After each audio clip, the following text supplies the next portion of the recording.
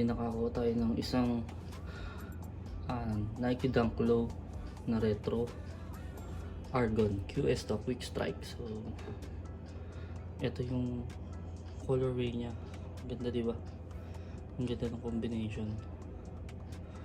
Bali sa toe box niya ito, ano ba to, navy blue, then sky blue, then sa swoosh niya yan white, sa likod yun ulit navy blue.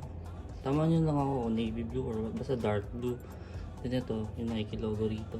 Ayan. Sa lace nya wala siyang kasama extra lace. Yan lang white. Then ito yung sa kabilang side nya white. Then ito yung ginamit na leather, syempre yung typical na sa mga Nike Dunk Low. Tingnan nyo ito. Tapos i-compare natin dito sa isa. Meron ako ditong shoes, medyo used to sa misis ko to. Ano to, GS na ayan, Air Force 1. Nakita nyo dito yun, yung leather nya. Ganda rin tong shoes na to.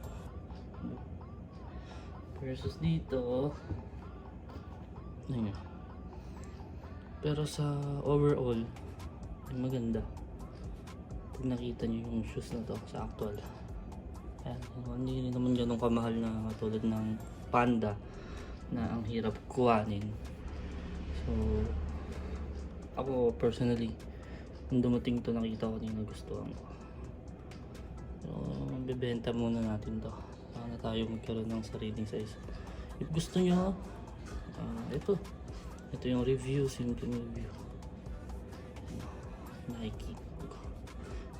Ito yung ilalim.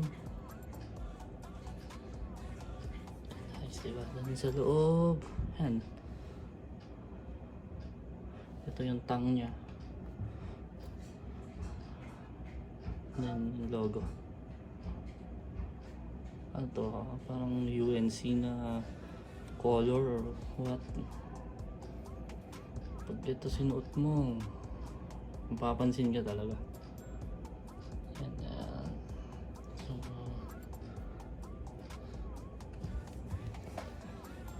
ito yung box niya, typical na box lang. Ayan. Tapos dito, siyempre yung mga fake, dito nyo mapapansin nyo na agad dito. Yung tsura pa lang, sa font pa lang makikita nyo na.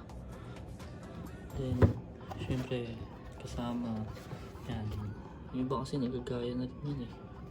Ito, makikita nyo ba? Yan. Then ito lang, paper kasama. Wala namang something special dito sa shoes, ay sa box.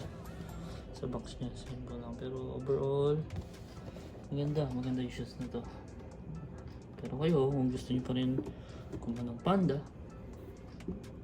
try natin kung makakakuha tayo. So yun lang.